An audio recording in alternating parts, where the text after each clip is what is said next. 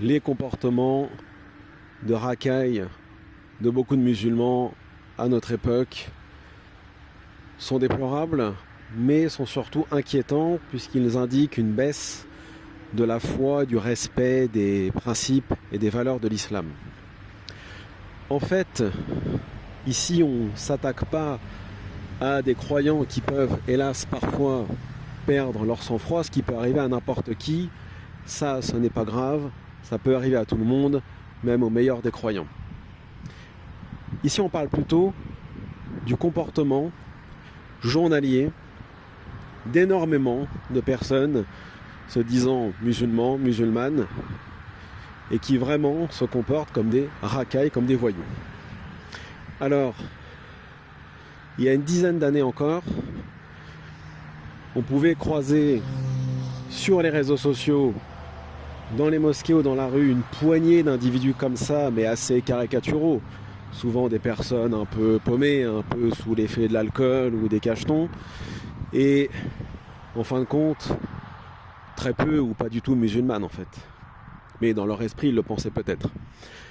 Sauf que là, c'est un comportement qui s'est généralisé avec les dernières générations, les jeunes en quelque sorte, qui malgré leur wahhabisme, salafisme, sunnisme, chiisme ou que sais-je encore, et soufisme aussi, parce qu'il ne faut pas les oublier cela, les tablirs, etc. Enfin, malgré leur barbe, leur qamis, leur turban, leur chapelet, etc., etc., vraiment se permettent de se comporter ou de parler aux autres, c'est-à-dire à leurs semblables, qu'ils soient musulmans ou pas, de façon extrêmement agressive, hautaine, orgueilleuse, arrogante et vulgaire.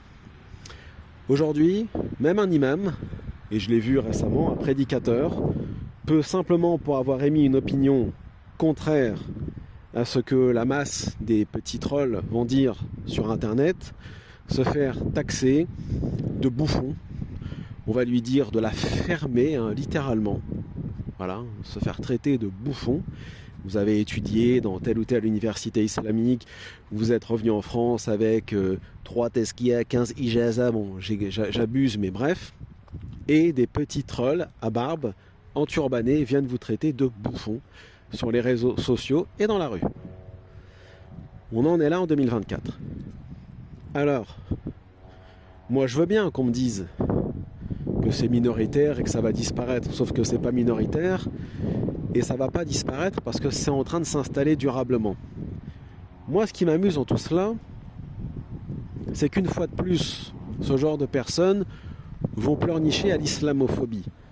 Ils n'ont pas l'air de comprendre que c'est justement ce genre de comportement qui nourrit l'islamophobie et le racisme et qui nourrit justement l'extrême droite islamophobe et qui, par ailleurs, renforce tout le narratif autour du fait qu'en fin de compte, l'islam, le Coran, les hadiths, c'est du pipeau, c'est bidon. Tous ces milliards de hadiths sur l'akhlaq, l'adab, le bon comportement, les bonnes mœurs, husn al-khuluq, etc., c'est du pipeau. Que ce soit dans Sahih Muslim, Bukhari, Tirmidhi, Abu Daoud, etc., c'est du pipeau en fait. C'est ce que les gens disent. Pourquoi ? Parce que à quoi ça sert de coller du matin au soir sur Internet ou ailleurs des milliards de hadiths qui vont dans ce sens, mais ne rien mettre en pratique de l'islam ou de ses textes. Donc, beaucoup d'islamophobes nourrissent leur islamophobie là-dessus.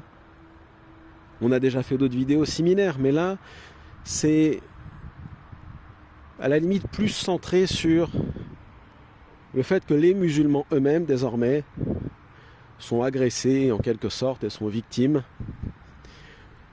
de ces voyous, de ces trolls, de ces racailles, en fait de ces islamo-racailles comme disent certains. Déjà qu'on n'a pas bonne presse en France et dans le monde, et surtout dans le monde européen occidental, si on rajoute une couche comme cela, comme celle-là, non seulement vous contribuez à effriter davantage l'image de l'islam qui est déjà fortement entachée, Et à mon avis, c'est pas demain la veille qu'on va la blanchir, hein, en quelque sorte. Mais en plus, vous contribuez à resserrer l'étau sur les musulmans qui n'ont rien demandé. Et qui peuvent être victimes demain au travail, dans la rue, d'islamophobie, alors qu'ils n'ont absolument rien demandé, eux. Mais comme sur les réseaux sociaux, du matin au soir, vous allez insulter des milliers de personnes, parce qu'ils ne sont pas musulmans, parce qu'ils sont athées, parce qu'ils sont islamophobes, que sais-je encore. Eh bien, vous renforcez l'islamophobie et la haine des musulmans. Donc méditez bien là-dessus, hein, sur votre soi-disant comportement, votre soi-disant adab, akhlaq, la morale musulmane, etc., l'éthique du musulman, tout ce blabla vendu dans des milliards d'ouvrages traduits dans toutes les langues que tout le monde achète pour faire bien dans sa bibliothèque, mais il n'y a rien de mis en pratique. Hein, comme disait un imam que je connaissais, tadbiq, applique là tous vos bouquins, tous vos minhaj, tout votre afkar, etc. Mettez ça en pratique. Au lieu de faire des blablas dans les mosquées, etc. pendant 40 000 ans, dans le réel, on n'a rien vu. Donc soit vous changez, soit vous vous réformez. Il y a un verset dans le Coran qui dit Allah ne change pas l'état d'un peuple tant qu'il n'aura pas, ce même peuple, changé ce qu'il a en lui-même, de mauvais, de mal. Donc il n'y a pas de réforme possible si déjà on ne balaye pas devant sa porte. Il n'y a pas un imam providentiel qui va venir, un soi-disant Mahdi, sauver les musulmans, non. Soit les musulmans se sauveront eux-mêmes, soit l'islam disparaîtra. D'Europe et d'Occident, après dans le reste du monde, c'est une autre affaire. Allahu a'lam.